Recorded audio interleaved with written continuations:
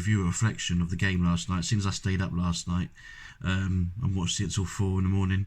Yeah, I'm doing well. I've done some homeschooling today as well, so I'm hanging in there. I thought I'd just have a little look back and talk about the game, how I feel. It was a slow start. The Wild took the lead 5 minutes in from Parisi. It was a good goal. I felt Timo Myers kind of let him go. That set him on his way.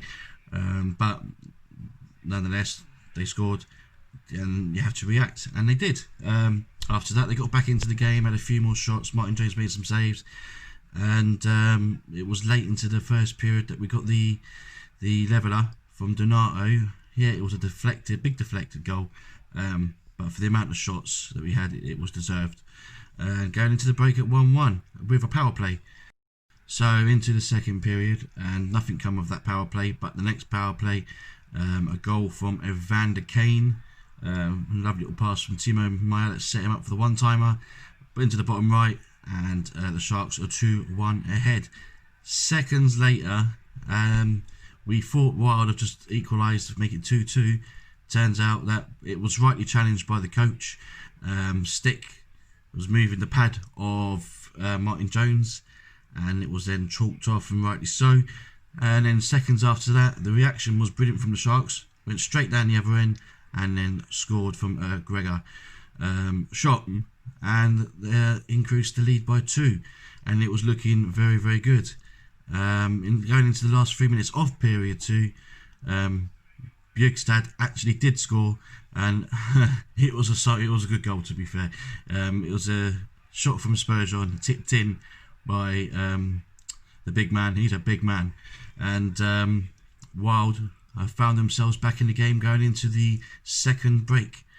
We go into the third period, and 3 seconds into the power play that they got in the third period early on, Fiala then scored 7 minutes in. I say early, 7 minutes in, I think it was, and Fiala then got the equalising goal at 3-3.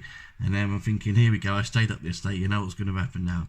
But they kept at it, Sharks. They kept at it, and it took a special moment from the former Minnesota Wild man himself, Brent Burns. He had a shot, come back towards him. He's coming in, he's weaving in, he's weaving out. He's missing sticks, he's missing players. He's just about got the puck round the keeper into the top corner. I mean, I tell you what, if you ain't seen the goal, check it out. It is something else. And we all know Burns is capable of it. Burns is just, I'm a big fan of Burns. Who isn't? And then the end of the game, Nieto scores an empty netter, job done, 5-3. On reflection, it's a top result. Sharks have played 6 games on the road, and to get 3 wins, three wins out of 6, I'll take it all day long.